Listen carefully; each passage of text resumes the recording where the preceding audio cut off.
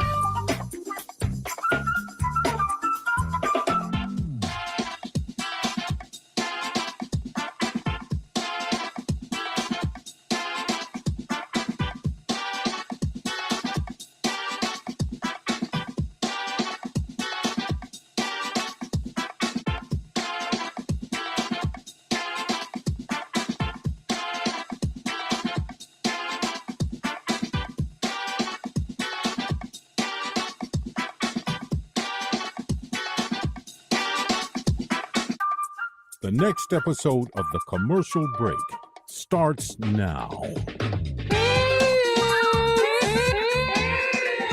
Oh, yeah, cats and kittens. Welcome back to The Commercial Break. I'm Bryan Green. This is my dear friend and the co-host of this show, Chris and Joy Hoadley. Best to you, Krissy. Best to you, Bryan. Best to you out there in the podcast universe. Back at it, up on the horse, feeling good. How you feeling? Giddy up. Giddy up. We got a carton of cigarettes. No gas in the tank. It's 100 miles to Chicago. Whee! Hit it. Let's go. It's the Blues Brothers. He goes, we got a carton of cigarettes, a full tank of gas. It's nighttime, and we're wearing dark sunglasses. It's 100 miles to Chicago. Hit it. Hit it.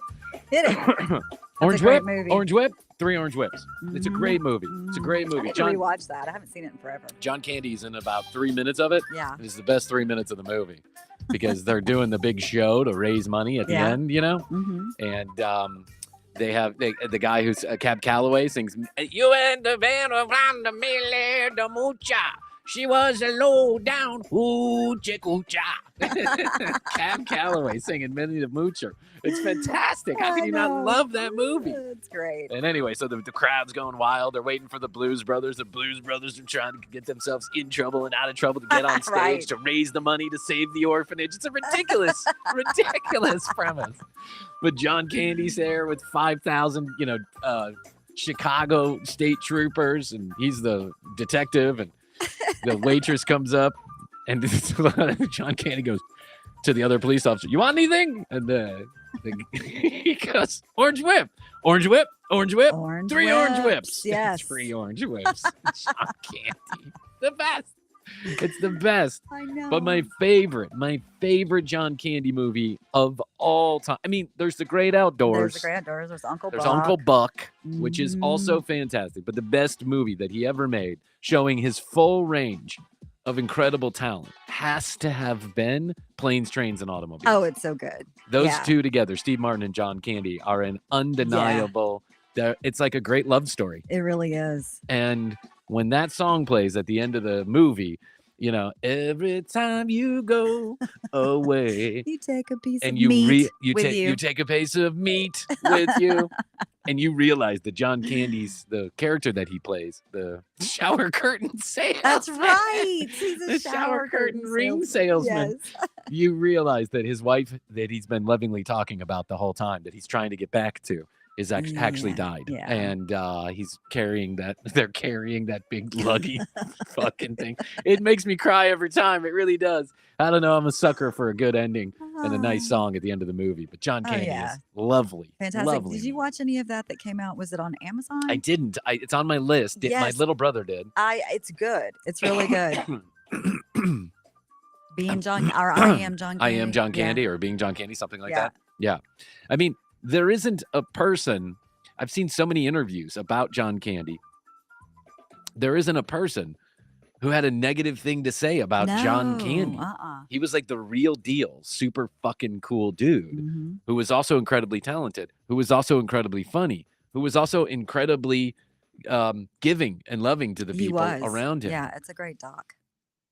There's like a very famous I don't know if it's famous, but I saw it and there was a couple 100,000 views on it. Interview that he did when he was filming I think it was Uncle Buck. He was in Minnesota, I believe.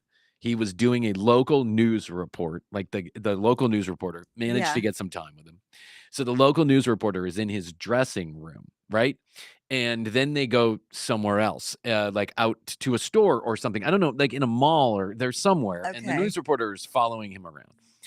And there are some children there, and they're looking at toys for Christmas, I believe, right? And so John strikes up a conversation, big, tall, hunking man, Oh yeah. right?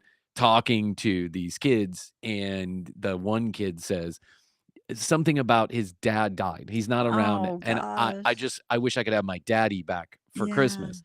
Oh. And then John is like, I don't know if I can bring your dad back for Christmas, but what if I make sure that you get the gift that you want with the thing that Yeah. he's looking for? Yeah. And then like the next shot is him Oh my God. buying like an entire toy store for these kids. It was just like, you just knew. You knew in your heart. Mhm. You could tell that John was the real deal. He's just one of those guys. Mhm. They don't make them like that anymore. They really don't. No, I wish it's they true. did, but they don't. He was one of a kind, really. He really was. We need a Mhm. John Candy of our time. We do. Is what we need. You know, Astrid and I watched the Cuban Marcelo's. You know Marcelo from Saturday Night Live, the Cuban guy. Okay. What's his name? I wish. I'm sorry, his last name. I should remember this. Marcelo. SNL. My wife loves him. Hernandez. Marcelo Hernandez. He's in a movie? He's doing a stand-up special yeah, on him. Netflix. Yeah. Really focused on like American Latino culture. Uh-huh. It's I will give it an honest review. Marcelo someday will be a brilliant stand-up comedian, but he needs to do more of it to learn when pacing and pause make sense, because he fills the air every moment, and that sometimes is a little disconcerting to me. Mhm. I think a good comedian knows when to just pause. Pause, I am not a right. good comedian because I never know when to pause, but he is a good comedian. He is a good comedian. It's there, and the way that he uses his body is really fucking funny. It's worth the watch because he's really funny. But you may find that sometimes you wish he would just slow down a little bit or Mhm. take a breath or whatever. But it was really super, super funny. And it reminded me that SNL has a pretty good cast right now. It's not the best cast I've ever seen yet, but sometimes they grow do. into Yeah, it. you have to. It's always growing and changing. Yes. But John Candy was not on SNL. He was on what, kids? What? He was on SCTV. That's right. Second City SC's, Television. The Second City. All yeah. those Canadian guys. Martin Short. Catherine O'Hara. Catherine O'Hara, who just passed away. Yes, God. But I just watched Best in Show the other day. Oh just my because, And God. I swear that has to be one of the funniest movies ever. ever. It really is Hands down. so funny. Like Start to every stop. scene. Every scene is so funny. I have a hard time determining whether or not Spinal Tap or Best in Show is my favorite Yeah. improv comedy movie of all They're time. both really good. But I mean, yes. So with Best in good. Show, it's a little bit more, updated with like how the couple met at the Starbucks across the street from each other. And you were looking at an LL Bean catalog, and so was I. And it's just, there's so many little things in it that make it hilarious. Is Best in Show where they're out to eat and the guy is trying to show his dick to Eugene Levy? The size of, No. is that not? Oh, no, that's Waiting for Guffman. Waiting for Guffman. yes. Eugene Levy and Catherine O'Hara are out to eat with this other couple, another improv movie, and they start talking about the other couple. I can't remember the name of the actor, but the other guy starts talking about how he had to have a dick reduction. And he says, let me show you what it looks like. The doctor did a great job. And Eugene Levy is also playing a doctor in the movie. And he's like, you're a doctor. Take a look at it. And Eugene Levy's like, oh, no. Catherine O'Hara's face. It's the greatest 3 minutes in an improv movie. Catherine O'Hara. What a great. Yes. What a loss. Catherine O'Hara had mirror disease. Did you know that? No. Yes, I did. Where it's like inverted, like your organs are inverted. Yes. Yeah. So where your heart is on the left, hers was on the right. Where Right. your liver's on the right, hers was on the left. It Yeah. was like this weird thing that, but apparently is not extraordinarily uncommon. Like 1 out of every 180,000 people have this. And that's just strange to me. Why? I didn't even know that was a thing. Yeah. I didn't either. But apparently it can lead to complications, but Sure. that's not what killed her. What was it? They just said that something about. It was cancer, but then there was like I think a blood clot or something that happened. Oh man. Yeah. Oh man. Schitt's Creek, all of it, all the stuff that Catherine O'Hara did So funny. over the years. I believe that Catherine O'Hara was actually on Saturday Night Live for 1 season, but only made 2 episodes, then left to go back to be on SCTV, and then hosted in the 90s twice. Okay. Catherine O'Hara Yeah. did. A great talent. One of the So best good. comedic talents. Yep. Certainly, if we're talking about male-female, Catherine O'Hara is up there. Oh yeah. Along with Rosanna Dana, of course. And I mean, just all the things that she Gilda did. Radner. Gilda Radner, yeah. I call her Rosanna Yeah. Dana because that's how I was introduced to her as a small child. My dad would bust out laughing every time Rosanna Dana would come on. I'm Rosanna Dana. You ever seen those skits? The Rosanna Dana skits? Yeah, she's funny. Gilda Radner, who also died very young and way too soon. How old was Catherine O'Hara? Like 60? 71. 71. Yeah, that's not old these days. No. We got the guy, our president is like 83, isn't he? How old is that guy? I don't know. I don't know. I'm not going to say. I'll just leave it there. I'll just leave it there. He's older. He's way older than Catherine O'Hara was. Yes, That's for sure. That I know. Yeah, Catherine O'Hara. But listen, all of these great improv comedians and these people that were on SCTV and SNL, and then you think about all the great casts that have been on SCTV and SNL and in Living Color and Mad TV. Yep. And Kids in the Hall was super fantastic. The Whitest People We Know. We had Michael Ian Black, who was Upright Citizens Brigade. Yeah, and many people think he's in Kids in the Hall. That's right. They think he's in Kids in the Hall, but he's not. I subscribe to his Substack, and it's actually really good. I enjoy. I just wait for the Daily Beast article to come out. I can't afford an extra Substack. But no, it's free. It's a free subscription. Oh, it is? Yeah. Oh, okay. Let me go. You can let me go do subscribe that. to stuff for free on there too. Yeah. Michael Ian Black, one of the more interesting conversations we've ever had. And I heard him on a friend's podcast. I won't mention that podcast. But I think we got off easy, if I'm being honest. I think we got off easy. Okay, I think good. I think he liked us. He can be sharp. I think he liked us. Because if he didn't like us, and I don't know what happened with my friend's podcast, but it didn't go over all that well. Okay, yeah. And I can see how he could be very snarky. Oh man. It was a train wreck from beginning to end. No. And I don't think my friend did anything necessarily wrong. I think he maybe like threw out questions that Michael had answered a whole bunch before. And I think Michael felt like he was getting the, kind of the like roll call type interview. Yeah, this is your life type interview. Yeah. And he didn't like it from moment one. And it went from He bad has very to strong worse. opinions. Yes, he does. If you have someone like Michael Ian Black on, you got to know what you're dealing with. And we didn't. But so I think we just got lucky. Yes. I mean, we don't do any homework. So I think we just got lucky. I think we just also have learned to take a really open approach to every conversation. True. Because when you prepare too much, you end up sounding like an idiot. It's too scripted. Yes. If you prepare not at all, you end up sounding like an idiot. There's a sweet spot there where you review the bullet points. You have something to rely on if you need to. But then you literally let it flow. Talk to them about whatever. Like you had met them at the bar and they were just another schmo. Yeah. Because he ended up talking about his like time in Vegas. He was out there because he was in Vegas when we interviewed him.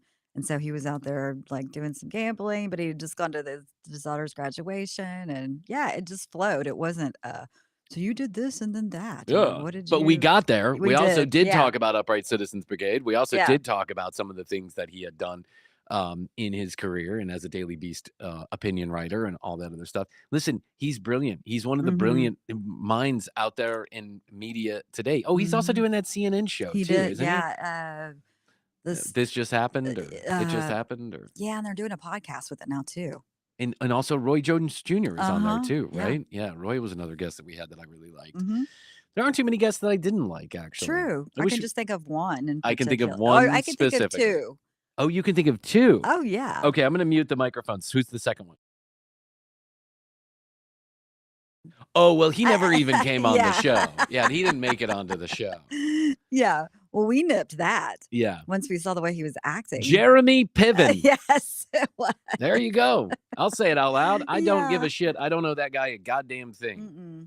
Let's tell the Jeremy Piven story because I don't think we've ever told it No, I on don't air. think so either. Let's tell the Jeremy Piven story and you be the judge. How's that? You be the judge. And I will Yes. tell it as honestly and as accurately as I can possibly remember. And at my age, it might be not 100%, but I will do my best, no exaggeration.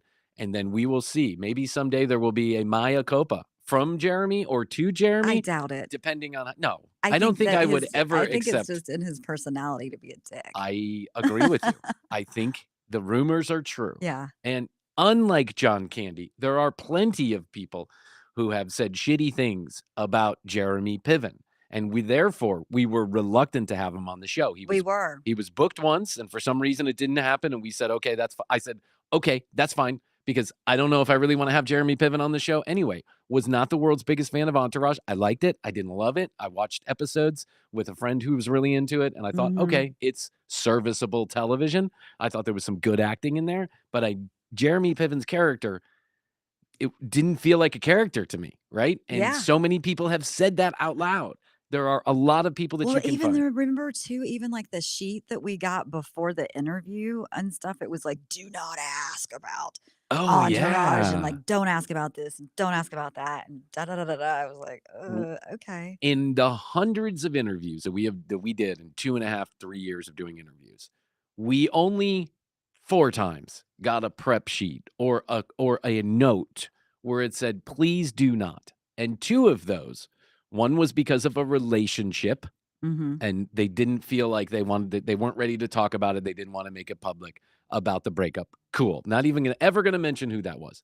And number 2 was his mother recently died. Please don't bring up his childhood. Fair enough. That's right. Right. And by the way, he brought up his childhood and That's we right. went there. Yeah. So, fair game is fair game. And I think we had a lovely conversation with him. Actually, we had him on twice. I'll let you guess who that was. All right. So why don't we do this? Let's take a break because I know I'll run into it and then people are going to be pissed and they got to listen to the commercial break in order to get to it. And let us talk about the TCB Jeremy Piven story from beginning to end. We'll give you the straight shit. And then I want you to tell us what you think. What do you think about that? I think we should. That's a good way to kill 20 minutes right there. I can stretch it out to 20 minutes. It felt like forever. It felt like we in the moment. Like forever. It did. Oh my God. It's crazy.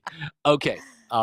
Let's take a break. If I can find, why do I always have to find my I don't know. commercials? You get. Well, now that I'm live producing it, it's just a little bit, I don't like to do all the post-production. So I try my best just to make it all clean and tidy. And people are streaming. So when they're streaming, they don't want to hear all the spaces and places. Oh, there we hey, go. She's here for the, hey, okay. We had, hey, everybody in the streaming universe. We have some people, they say they're here for the tea. We'll give it to you. We'll be right back. Hey, listen, all that time we spent interviewing people, and we really only got 2 good stories, 2 like groundbreaking stories out of it. One is the Jeremy Piven story, and the other one was Bad Bunny's producer. Bad Bunny's producer, Jimmy Jam. Yes, Jimmy Jam. Whatever his name was. And neither of those. Nicky Jam. And neither Nicky Jam's story came out. He told Today's Show before he told us. Well, he told us first. We couldn't put it out until after he had told us. We got an embargo. Please embargo this story for 90 days. 90 days? And then he told the Today Show and then every other podcast in the world and then whatever. Okay. And then the second story, the really good story that we got is Jeremy Piven. There is a third celebrity, which I will not go into. I've said it before on the show that he was my least favorite interview, but I won't go into why. because I think that may have just been him and I not getting along. Like we just didn't rub each other Yeah. the right way. Well, I don't. think he also was just, I think it was just his personality. He had sharp elbows also. Mhm. That's what he's known for. Yeah. Right. But he is a world-class writer and producer and stand-up comedian. And we were glad to have him on the show. But he and I did not rub each other the right way. And that was clear from almost the beginning. Well, actually, the beginning was great. And then it went sideways all of a sudden when I tried to retell one of his jokes. Right. Okay. But then it never recovered. It's just like the plane crashed and we were all like, Yeah. okay, well, I guess we got to go. Talk to you later. Bye-bye. Okay. All right. So anyway, let's get in. Everyone wants to hear about Jeremy Piven. So let's hear a commercial and then we'll be back in 2 and 2. Okay, you're probably wondering why I, Rachel, have taken over the voice duties at TCB. It's pretty simple. Astrid asked me to shut Bryan up, even for a minute. Well, lovely Astrid, your wish is my command. Do you want to help Astrid too? You know you do. Leave a message for her, or me, or Krissy at 212-433-3TCB. That's 212-433-3822. You can be on the show too. Just call and say something. Anything. Or text us and we'll text you right back. Promise. Then head over to tcbpodcast.com and get your free sticker. It's your constitutional right to a sticker, and we must abide. You get the point. Follow us on Instagram at The Commercial Break and watch all the episodes on video at youtube.com/The Commercial Break. Best to you and Astrid, especially Astrid.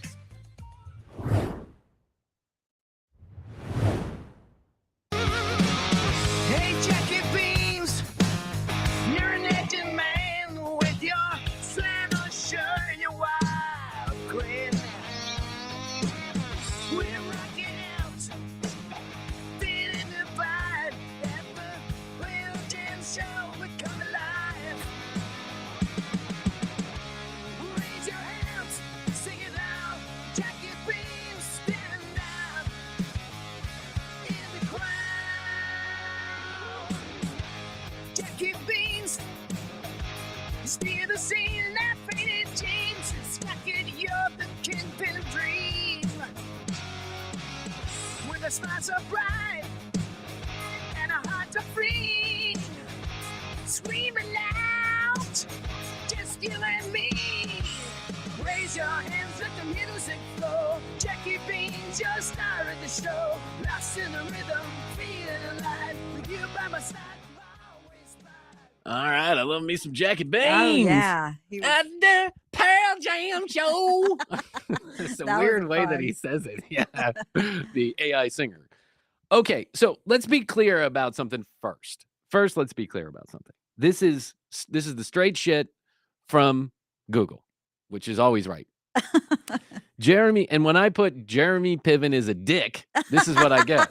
Jeremy Piven has faced public, professional, and personal scrutiny regarding his behavior, acknowledging in 2015 during an interview that he has moments where he needs to calm down and check his own behavior. Additionally, he was accused of sexual misconduct or inappropriate behavior from multiple women in 2017 and 18. The public perception is that he can be a jerk at times, and Mhm. he agrees that he often has to check his own behavior. The allegations started early in 2013, and they have gone on ever since. And he had a show, if you remember, and I don't remember this, Wisdom of the Crowd. No. Don't even remember No. this, right? But he had a show, and there was a lot of shit flying out of there about him. What was the show about? I don't Wisdom of the Crowd. Was it like a talk show? No. Or he involved the crowd? It was a sitcom? It's probably a Seinfeld-like show where he, Okay. he does. He stand was up. on an episode of Seinfeld. Yeah. Wisdom of the Crowd show. He was. I do remember that. Mhm. And he was good. He was good. Yeah, Listen. early days. Yes. Oh, Wisdom of the Crowd is a CBS crime drama that aired in 2017 and 18. Jeremy Piven is a tech innovator who creates crowdsourcing platform called Sophie to solve crimes. Sounds absolutely like a shit show. I really want to watch crowdsourcing. Okay. All right. Okay.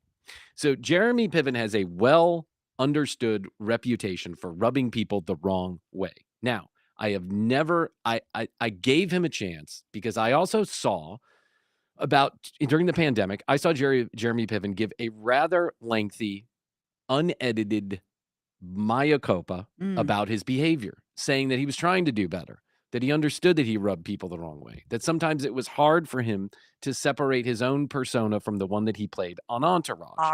Ari. And that's what people expected, and sometimes that's what he gave them, and that there was a lot of him in Ari. There was this whole thing, and I thought, well, at least he's self-aware. Right. He still came across like a dick, even on that interview, but okay, whatever. And then I've watched a lot of other places where Jeremy seems to just have sharp elbows. That's it. He can be a little bit bratty, I guess is the best way to put it. Okay.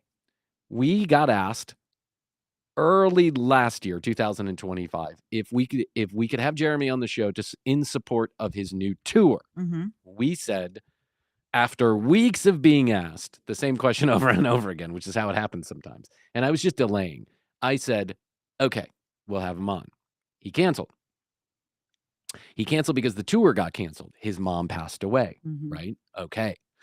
This is another situation. This is one of the things we weren't supposed to talk to Jeremy about. We weren't supposed to talk about his mom. It was well-known knowledge that his mom passed away. His mom passed away. Date had to move. He was canceling his tour. He was going to do it again. Okay. Late summer of last year, we get asked again, will you do Jeremy? He's getting ready. He's gearing up to do that tour that he had to cancel. Is it okay if he comes on now? We said, okay.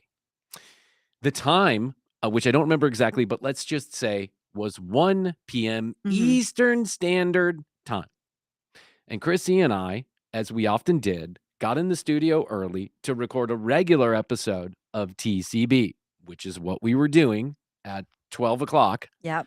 When at 12:15, we get frantic text messages and phone calls from not only our booking agency, but his agent and Astrid, yes, who always helps. Who's like our clock. She's our schedule. Yeah. She will tell us when we need to be somewhere. She's like the executive producer. She hustles us up and says, you got that interview today. And I'm like, oh, an interview in 10 minutes? I should research that. So we're recording, and all of a sudden the phones start buzzing because I have my phone off. But if one of those people calls, it will ring. Yes. And I stop the show. I answer. Yeah, we were like, what's going on? What's going on? My God. And Astrid says, Jeremy is on the platform. The Riverside. Riverside, the ISDN platform. He's on the ISDN platform right now. Yeah. And we said, well, he's not on until 1 o'clock. And she says, I know, but for some reason he's on there. He's been waiting for 15 minutes. And we say, okay, well, we'll do our best to shift gears and get in there as quickly as possible. Now, listen to this. Astrid comes flying in the door, and she's like, his producer is texting me right now. His agent is texting me right now. What do I say? And I said, well, you got to tell him we need a few minutes to shift gears. Yeah, we'll stop the show that we were doing. Right. And now try and get logged into the platform, get everything set up. Yeah. That's right. And so the producer says, well, I'll do my best to get a hold of Jeremy. And we're like, what do you mean do your best to get a hold of Jeremy? If he's in the thing, don't you know how to get a hold of him? Isn't this the guy who said, well, I don't know his phone number? She didn't have his number. He did not have his own client's cell phone number. He didn't know where to find him. Yeah. But he knew enough that he was inside the Riverside platform. Because I think the other guy had logged in too, as a lot of the times the agents Yes. do. They'll log Oh yeah, in that's just true. to kind That's of check true. He was things logging out, in. be Yeah, sometimes sure. the agents are watching from afar, Yeah. from a like a waiting room that they can watch in and not talk. Yeah, how do you have an agent that doesn't know where the fuck to get a hold of you? Yeah, it was just by email only. We were like, what? Okay, go ahead. Email your client Yeah. who needs us to do an emergency stop on all other things to be an hour early for an interview that has clearly been marked on our calendar for 1 p.m. It's not our mistake. I even went back and checked the confirmation email, which said 1 p.m. Eastern Standard Time. And I said, okay, well, we're going to deal with it. And so we switch gears. It takes about 5 minutes to switch gears. Change this, do that, hook up, get in the thing, do the thing. And we get there. And Jeremy Piven is on a flip phone from 1922 with his flip phone camera.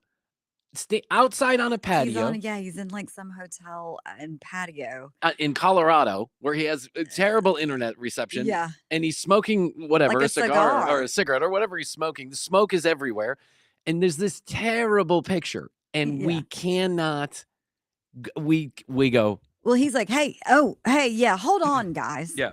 And then so he has us then hold. Well, He's like this. he I go, hey, Jeremy, man, really sorry. Hey, guys. Hey, Jeremy, really sorry about the miscommunication. We thought this was supposed to be at 1 p.m. Yeah. Hold on. Okay, yeah, we can hold that. Take your time. Yeah, hold on. And then this is what we hear.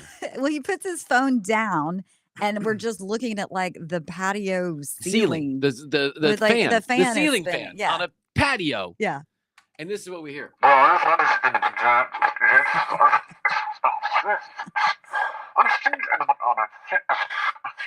He's on a speakerphone call in the other room. Yeah. Where I think he's talking about us. What jerks we are that we left him waiting like this. And we sit there for a good 10 fucking minutes. Yes. And Krissy and I are looking at each other. Like, oh, What is going on? Because I was like, and we turned off our microphone, so we're talking. Yes. Bryan and I are talking to each other. I'm like, I think he's like talking to somebody else in the other room, and like, what is going on? What is he doing? What is he talking about? What is Who is that? he talking to? Yeah, it was very confusing. Very confusing.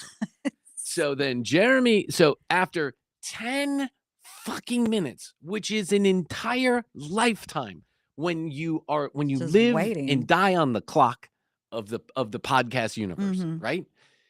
Is eating into everything else we need to do, including his intro, outro, his actual interview, which now, if the schedule is correct and we have an hour with him, we've got like 17 minutes left. It's like, I don't want to do this anymore. I don't even know how I'm going to talk to the guy in 17 minutes. You've heard me talk. It takes me 17 minutes just to say hello. Yes. I mean, come on. It's Bryan Green. Jeremy comes back. And here's Jeremy. Oh, wait. The police are the with police him. are with him. Yeah. Yeah. Hey, Jeremy, everything okay over there? We're just waiting. Yeah. And I meanwhile, can't see you guys. well, right. And meanwhile, the internet's cutting in and out too. Yeah. His internet. Yeah. He's like, I can't hear you guys. I can't hear you. Can you hear me? I can't hear you. and I'm like, yeah, Jeremy, we can hear you, but it's a little spotty. Yeah. Well, you'd think, in the year 2025 that you'd actually be able to get a program that we'd be able to like talk to each other okay without all this interruption. And I was like, yeah. And he's like, I mean, we might as well just do a phone call at this point. and I'm like, listen, Jeremy, it's okay. Do you want to just like go into another room and see if you can Get get better internet? service. And he's like, I guess I can do that. Yep. I guess maybe I just send a carrier pigeon. Maybe that would be Oh, better. I'll write a right. letter and send a carrier Yeah. pigeon. And I'm like, okay, all right, whatever you feel comfortable doing, Jeremy. Now I'm getting sassy. Now Yeah, I'm like, okay, whatever you feel comfortable doing, Jeremy. Yeah, I guess I'll just find another room. So he's walking around With the phone with in the phone hand. in hand, going like this, Yeah. right? Walking all around. We're getting seasick over here because he's sending us all over the place. And I'm like, yeah, I can see you. And he's like, hey, can you hear me? And I'm like, hey, listen, Jeremy, we can hear you just fine. So why don't you just put the phone down and let's do the best that we can and we'll get through this somehow, some way. Yeah, I don't know. I don't know how this is going to work, guys. I don't know how we're going to do this. I mean, you have another system that's better than this? I mean, you'd think with the internet these days, this would be better. And I'm like, you'd think so, Jeremy, but I don't think it's really working. So I'll tell you what, we have one of two choices at this point. We can either reschedule the interview or you can just put the phone down and we can do the best that we can. And he goes, hold on one second. And then he puts the fucking phone down again. Yep. And Krissy and I are left there waiting for another 3 or 4 minutes while he again is on the fucking phone with someone else in another goddamn room. At this point, Krissy and I are like, what do we do here? Right. Do we bail or should we stay or should we? How did this end? Because did we just hang up on him? I think we told him. Well, it feels like we just hung up on him, but I think we told him, "Hey, let's all close out and come back in." Oh yeah, that's right. then we- oh yeah. And then we decided to never come back in Yes. because of technical issues. Jeremy comes back at some point from his third phone call with someone else during our interview time. leaving us hanging and staring at a ceiling somewhere. He comes back. Now we've wasted 40 minutes of our life on this, guys. 40 minutes of our life on this, and we have no usable content, and Jeremy is just being a dick. Yeah. For what reason, I don't know. Sorry your mom passed away. I can only imagine how difficult that must be. But you don't have to treat everybody else in the world like a complete asshole because of that. And you could just say, sorry about the scheduling issue. Apologize first. I'm sorry that my manager scheduled at a time that I whatever. Sorry about the snafu. And I'm not getting good reception here in this dark tunnel in Denver, Colorado. So I'm going to let you go and we'll reschedule. Yeah. But that's not what he did. He left us hanging. He put the phone down for minutes on end, and then he had the audacity to take other phone calls while we were supposed to be interviewing him. It was very bizarre. Fucking bizarre behavior. Yeah. So when he comes back and he's like, what about this? Is this better? I said, hey, Jeremy, listen, let's do this. Let's close out and then we'll come back and we'll see if it works. Yeah. Because I know exactly what we're going to do. We're not coming back. Right. I'll leave you hanging. How's that? You can stare at my screensaver. And that's exactly what we did. And his agent starts calling and texting and freaking out. Jeremy's back on. What's going on? And I said, oops, sorry. Technical issues. Technical issues. We're going to have to reschedule at some point. And for a month, this agent desperately tried to get us to reschedule this interview because the agent knew that it was his fault that we were all in this kerfuffle in the first place. Yeah, this time change. Yes. Jeremy Piven was a complete dick. He chose violence when he could have chose kindness. And that's all you have to say about somebody. He doesn't know us. We don't know him. When we learned that there was a problem, we did our best to quickly address the problem. Get on, even though it wasn't our fault. Even though we absolutely had the right to say, we're scheduled at 1. Yeah, we're in the middle of something. Yeah. But we didn't do that. We wanted Jeremy we wanted to respect Jeremy's time. We understood there was an issue. And by the way, it wasn't the first time in the commercial break history, actually. With scheduling changes when people are on the West Coast, East Coast, happens whatever. all the time. They scheduled it at 2. It's really at 11. They scheduled it at 4. It's supposed to be at 3. Whatever. And we always did our best to be accommodating. Because who the fuck are we? We're the commercial break. Thank you for coming on. Right. We really appreciate it. We're not divas. We don't care. We never felt like we were above anybody. And we never felt like it. We felt grateful to have people's time and that we got to talk to somebody else. Jeremy, we did our best to meet Jeremy with kindness and meet him where he was. And Jeremy did his best to swing his dick as far and wide as he could. And so, you know what? Fuck you, Jeremy. Fuck you. Yeah, it was a bad experience. And then it was a terrible experience. I mean, listen, it was 15. It was like 50 minutes of our lives total. And I very rarely do I think about it ever. It doesn't keep me up. No, at but night. when we think about interviews that didn't go well, that's one of the ones at the top of mind. That is definitely one of the top ones. And I will say this also is that a couple weeks later, that fucking suit commercial that he did comes out. That 15-minute weird suit commercial where he sets on fire and he's the devil or something. And I thought, that's perfect. That is Jeremy. He's not playing anybody else. He's playing himself. Is he walking through the office, calling people, he was ugly and he's being a dick. That is Jeremy. And there's lots of videos out there, by the way, of him out in the wild. There's like a guy that was trying to like videotape something with him while he was smoking a cigar on a patio, and Jeremy just was a total cockknocker. If you have an opportunity in your life, if you have the honor of being famous and rich and loved for a character that you do, even just one, you should really, really be grateful for that, in my opinion. You did one thing that stuck in people's craw. You did one thing that's memorable to a lot of people. You should be grateful that happened to you. But I think Jeremy is the opposite. I think he's a miserable prick who just cannot find a way to be happy about anybody or anything. And does he have a girlfriend? I was just thinking the same thing. I don't think so. All right, because we were doing some kind of prep too before that day, looking at some of his stand up, and he was talking about how he had just broken up with somebody or something. Yeah. Well, listen, his stand-up is no great accomplishment either. I don't even think that stand-up was not good. I don't even think that tour happened. I don't Yeah. even think that tour happened. I think he did like 2 dates and then he had to cancel the rest of the dates. Listen, I'm not calling the kettle black here. We also canceled some tour dates. We did. Yeah. We had some last minute kerfuffles That was a medical ourselves. emergency, though. Yeah, that's true. I had to get my neck taken out. Yes. Let's see if is he still on tour? Jeremy Piven tour. He's got 2026 dates? No, that can't be true. Oh, Maybe it got Krissy, rescheduled to he'll now. be here in the City Winery on April 18th for a 6:30 and a 10:30 show. 6:30 and a 10. And he'll be at Zany's in Nashville. Yeah, listen. I also guess I have to think about life from his standpoint. He's an actor. He has a couple of, roles that are meaty roles and dramas and comedies. He did all those comedy movies back in the, early 2000s. Remember, he was part of like that zany crew of National Lampoon's, whatever. I mean, Oh. Jeremy's done a number of things. He has. I mean, he's obviously most famous for Entourage, but Yeah. What else did Jeremy do? I don't know. We knew he's this. never played I don't remember ever as like a main character.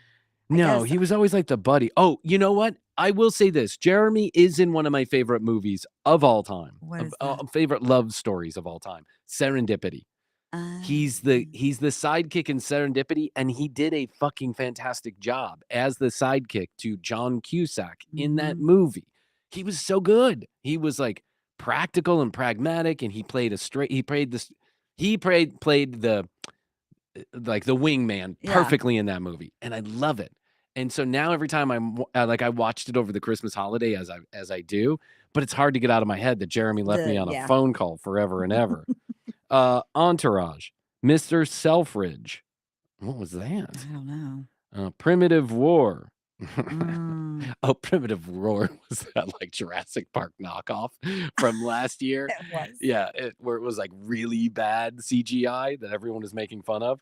Serendipity, Smokin' Aces, which was a pretty good movie. Old School. That's right. He was in Old School. Oh, I forgot He about played him in like Old the dean, School. didn't he? Perfect for him. Spy Kids. I can't say I saw that. He was in Rush Hour 2. I'm trying to think. I'm just picking movies where I think you might. Gross Point Blank. That's right. He was in The Performance, which was okay. I saw that. He was in Heat. He was in What? Heat. Huh.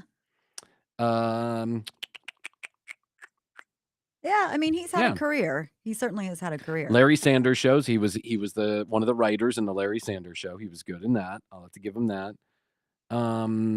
Yeah. So, Astrid's calling me now, but we don't have an interview. So anyway, that's the Jeremy Piven story. Jeremy ended up being a real nudnik, and we were. Yeah, we had to get out of it. Yeah. I mean, I felt it was very bizarre. It was. And yeah, he was not nice. It was a super And- bizarre interview. Yeah. It was a super bizarre 50 minutes of Yeah. our life where we couldn't make heads or tails of why Jeremy was treating us the way he was treating us or what exactly was going Oh, on. I couldn't figure out what was going on. I couldn't either. I really mean- couldn't. After a while, I knew what was going on. He was giving us the pain that he felt I waiting guess for us for 15 minutes. Yeah. But that is an extraordinarily No. childish thing to do. Yes. That's like Pam Bondi type shit. You know what I'm saying? Yeah. Good old Pam. Oh God. I've never seen a display like that, by the way, as I did yesterday with Pam Bondi. That was incredible. That's the person who leads the Justice Department, Mhm. by the way. Mhm. Leads our Justice Department. And she can't be bothered to act That like was an actual adult. crazy. That was insane when she started talking about the Dow Jones. Did you see that No. part? You didn't? I'm going to show it to you on the break. I'm not going to Okay. show it to you here, but I'll show it to you on the break. Anyway, Jeremy, I welcome you to write us an official apology later. And then at some point in the future, Krissy and I will consider talking nicely about you. And then if things go well from there, we'll think about taking you out of timeout from the commercial break. We'll think about it. We'll think about it. Listen, I could be the bigger man. I could be the bigger man, but we're going to address that first. That's the first thing we're going to talk about. And if you give me answers that I don't like, there's going to be another technical issue where we're all going to refresh. And you know what happens after that, Jeremy. You know. we're gone. We're gone. Out of ride like the wind. All right. We'll take a break. We'll be back.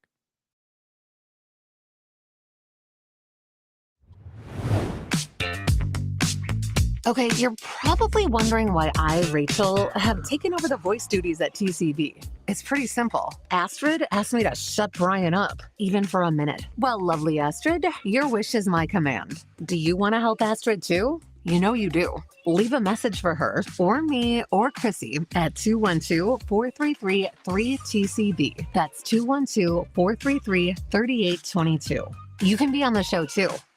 Just call and say something.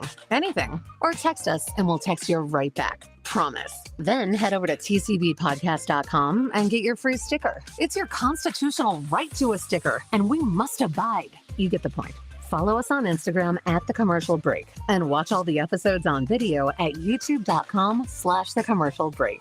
Best to you and Astrid, especially Astrid. Best to you, best to you, best to you, best to you.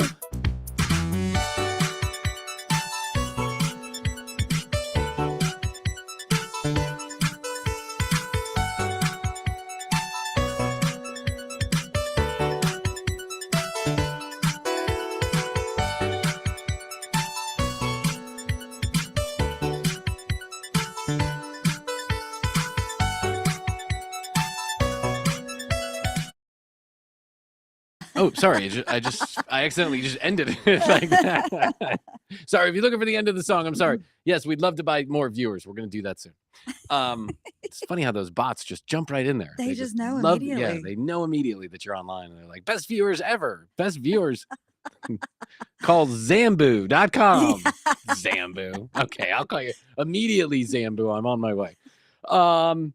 Bitcoin is crashing. Oh, again. Bitcoin is crashing. Now, I think this time it feels a little different, actually, and I'll tell you why. And smarter people than I told me this, and I'm repeating it just to let you know. So I'm not giving no financial advice. Do not buy or sell Bitcoin based on what you hear here. And I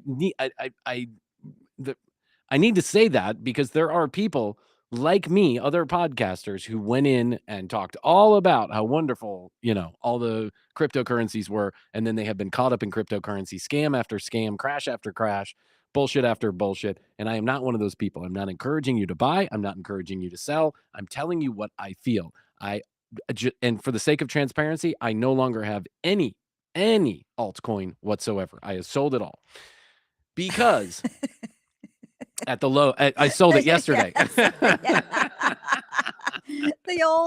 The Bryan Green method. Buy low. Sell low, buy high. Yeah. That's the way you do it. Buy high, sell low. Yeah. Cryptocurrency is actually the only thing I have ever, not only thing, but pretty close to the only thing I've ever gotten right business-wise. I don't know. I have a feel for these things.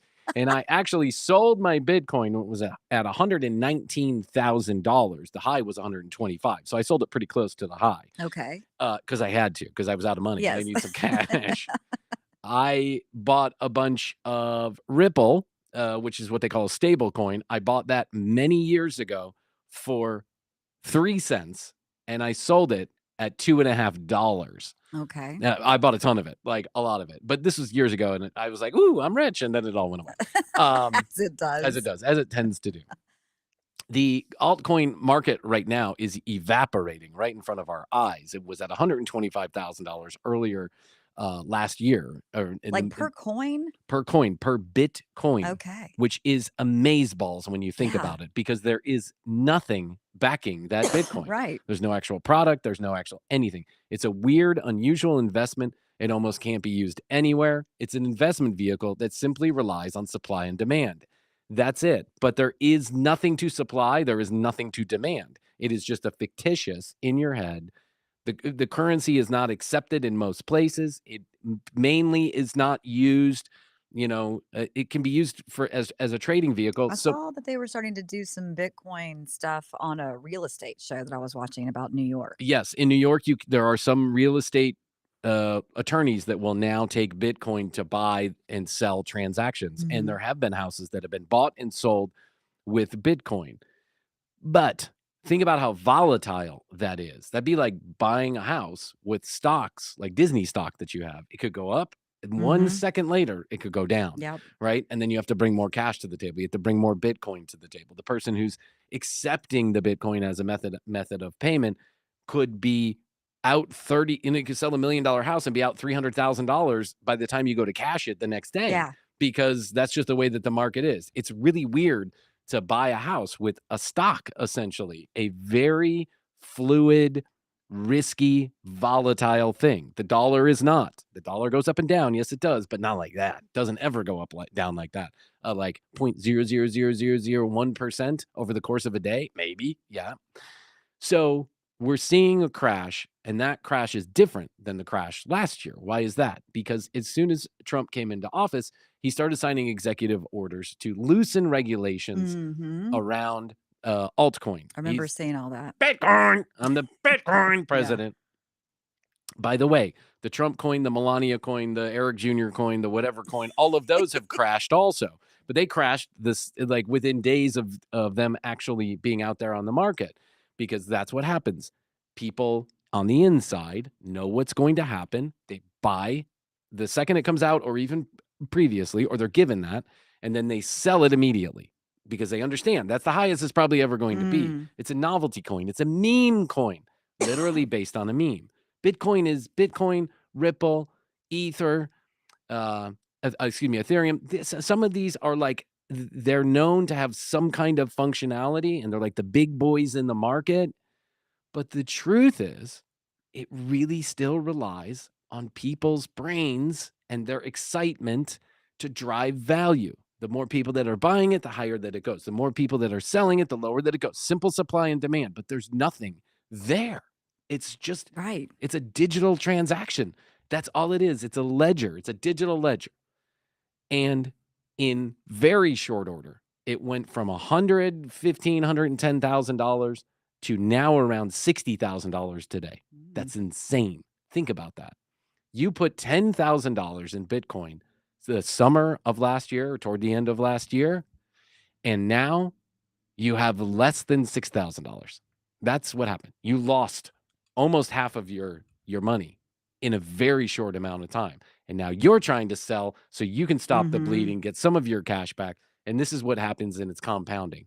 There's also now ETFs and all kind of financial products that have Bitcoin wrapped into them.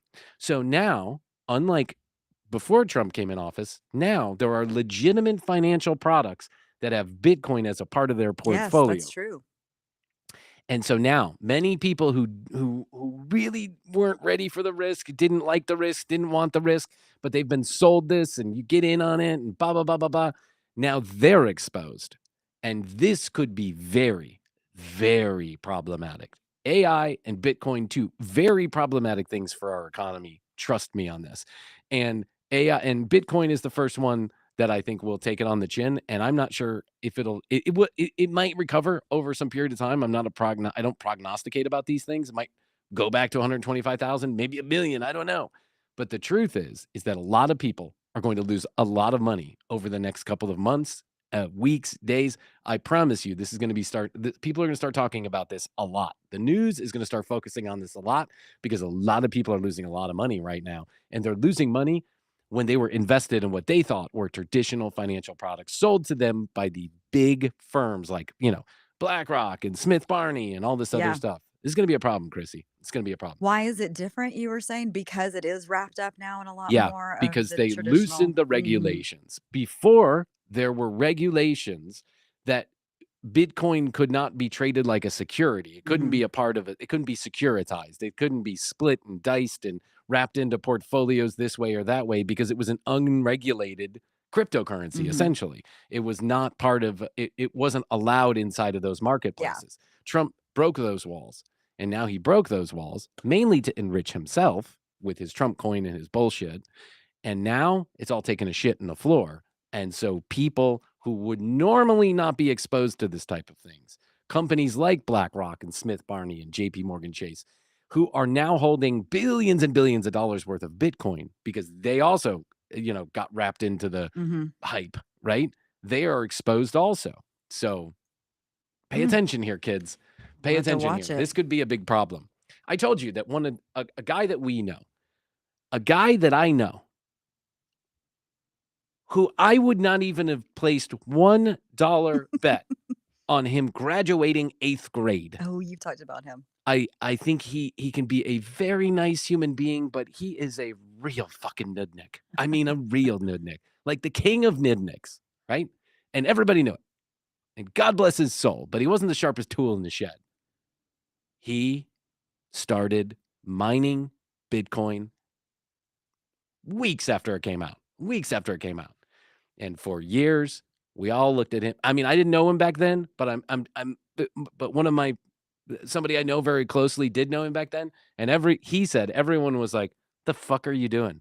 You're buying computer software and driving up your electricity bill to mine a coin that's worth 6.5 cents. Yeah. What are you doing? Well, he ended up mining like thousands of Bitcoin, and he is now a multi-millionaire because of that Bitcoin. But every time I look at that Bitcoin going, wait, down into the ground, I think about him. I'm like, oh my God, he's losing millions and millions and millions of dollars every $10,000 this knocks down. Now, I still think he's going to be okay. He got it at like 6 cents, right? Yeah. I think he's going to be okay. But I'm just saying, it's this is a sticky wicket. Yeah, it's a roller coaster. Yes. I wonder what the Trump coin is at. Let's take a look at that. By the way, we didn't talk about the Melania doc. Do you have a chance to see that? I did not. Why not? I'm not interested. You're not? Mm-mm. Okay.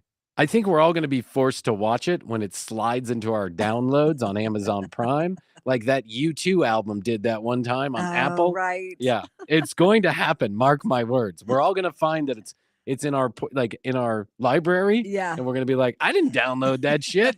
And Jeff Bezos is going to be like, yes, you did. Right. The Trump meme coin is now down 96% from its high. God. What was the high and what's it now? The high was crypto market has been volatile. Bitcoin, Trump coin this morning, or as of Monday, stood at $3.39. And the Melania coin, it stood at $3.99. The Melania coin, which once traded as high as $13.73, is now at 12 cents. Oh my God. Oh Wow. my God. And the Trump coin saw a 96% slide over the last year. 96%. Great investment. Think about all of those people who had like $5,000 sitting in the bank. Our listeners said the U2 album Is is still still on my on it? Apple Music. I think it's still in mine too. It's probably still in mine too, because there was Remember no it way playing? to delete it. Yes. There was that time that you kept getting into your car and it kept, playing it. over and over and over again. It was driving me up a fucking wall. This happened when I was with Simcoe FM. This is years and years ago. And it kept playing and playing and playing. And I just wanted to throw that fucking thing out the window. I was like, God damn, I do not want to hear this new U2 album. I haven't listened to U2 since Rattle and Hum. That was the last time I liked U2. And I love them. I love it. Rattle and Hum, Joshua Tree, two of the best albums ever made. Hands down. But all this fucking new shit where he's got a globe in his penis and he's like, come on with your radio shaka-bookie doo. I don't care about all that shit. I like my Bono saving, kids from starvation. That's what I like. Go out there and do that, Bono. But however, now that we're totally off subject, I did see Bono over Christmas vacation was in an Irish pub singing With or Without You. Nice. In a karaoke bar, like a live karaoke bar. Yeah. Like there was a band behind him, a couple guitars and a drummer, and they started singing With or Without You. And Bono starts someone in the crowd is like recognizes, and Bono gets up on stage and starts singing. And it was brilliant. It's snowing in the background, and it's like, I've seen a couple of musicians get on karaoke. Yes. Like just randomly, Brilliant. kind of slide in. Yeah. Anonymously. Anonymously. Unanimously. Unanimously. Yes. They unanimously, anonymously go up there and do their thing. Yeah, but I loved it. I was like, that's good. That's Bono. That's good. You're at that age where you just sit back and go do karaoke. I mean, they got the biggest music. They get the biggest contract in music history. Yeah.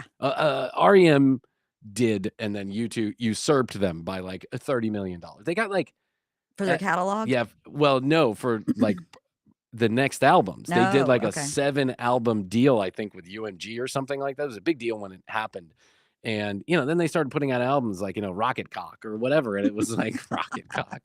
They still do big tours. I mean, they did, a number of years ago. They still do big tours, but they got paid like, I don't know, like $620 million Well, for they 7 were the albums. inaugural people at the Sphere. Oh, that's right. Yeah. Oh, yeah. Fish is going back to the Sphere. I see. Mm-hmm. Fish. Fish will be there. That's good. The Sphere is also another one that's financially in trouble. It's not doing so well because it just can't make that. Vegas in general, another gambling facility that is just doing terribly. Vegas, like the occupancy rate sits at like 67% right now. Well, I mean, I was reading that a lot of that is because of international travelers. The travel market here in the U.S., people don't want to come. No, I wouldn't want to either. Me too. I don't want to be here. I want to go somewhere else. Yeah, just to get away from the news. I was talking to, I wasn't talking to, but I had a friend. I'm talking to social media. I had a friend who's on social media, and he's got a pretty big following, and he was stating that he's been over in Japan for like the last month or something. He's doing something over there the last month, and he put out this reel where he said, hey, I just want to pop on here and let you know I'm in Japan. I've been here for a month. I really haven't been posting a lot because I realized that over here in Japan, I'm not being inundated. My social media isn't being inundated with all the divisive content. Mm-hmm. My news feed isn't inundated with all the divisive content. It's actually That's quite nice. nice. That's He's nice. like, he's like, I'm getting puppies, kittens, Yeah. anime, and the occasional kid falling off his bike. He's like, that's really what I'm getting. He goes, maybe once every 6 days I've seen something about Trump or ICE or whatever. Not my feed. Fuck. Yeah. Unbelievable. What are we going to do, Krissy? How are we going to save the world? That's my We question. need to come up with a plan. Okay, you put together a PowerPoint. and Okay, I'll put together a proposal. I'll follow your lead. I got other things to do. I got to go raise my children. Yes, and you were telling me you had the sweet father-daughter I dance did. on Friday. Yes, I love those. I did. We'll talk about it more on Valentine's Day, but wait, when's Valentine's Day? Is on It's Saturday. Mhm. Saturday? Yeah. Okay. But we had a lovely, lovely time. I So we'll love talk it. about it next week. But it was just lovely. Yeah. So it's getting around that time for Valentine's Day. My wife, back in July, booked me. We've been waiting 3 years to do this because all 3 years it's sold out. And in July, she got online and she found some tickets to go to the daddy-daughter dance at the local rec center. Aww. And it was, I'm so in love with my daughters. I know. So I in remember love. Jeff going to those with our girls, and so I showed sweet. up at the front door. Oh yeah, you came take with them on a flowers. date. I took them on a date. Yep. Yeah. I mean, that's kind of creepy. I didn't say date. I said, can I accompany you to the dance? Yes. And we had a grand old time. I bet you did. They were dancing and jumping and hugging and kissing. It was a lovely evening. And then, they were crazy because they had had all this sugar and I had to get them to sleep. Yep. And Astrid was going to a party It's that a big night. It was a big night. It was a long night for Daddy. I was like, God damn, I'm tired. But that's what you do when you're a girl, Dad, right? That's right. Okay. All right. Okay. So now we're 3 days a week. I'm going to try and push it to 4 days a week with the TCB Classic. If you have an idea for a TCB Classic, let me know. Go to @thecommercialbreak on Instagram. DM us. Let us know which episode you would like to hear. I would love to hear from you. Or you can drop us an email if that's your thing. Go to tcbpodcast.com. You can go to the Contact Us button, drop us an email. You can also get your free sticker, still available. Drop down menu, I want my free sticker. Give us your address, and away it will go. What else? YouTube.com/thecommercialbreak for all the episodes. And audio and video, it's all available on the website. We love you, we love you, we love you. Thanks for sticking with us. And like I say, a shout out to Michael at All City. Thanks, buddy. Yes. Really appreciate it. More to come on that. Okay. I guess that's all I can do for right now. I think so. Tell you that I love you. I love you. I'll say best to you. Best to you. Best to you and the podcast streaming audience. Until next time, Krissy and I will say, we do say, and we must say. Goodbye.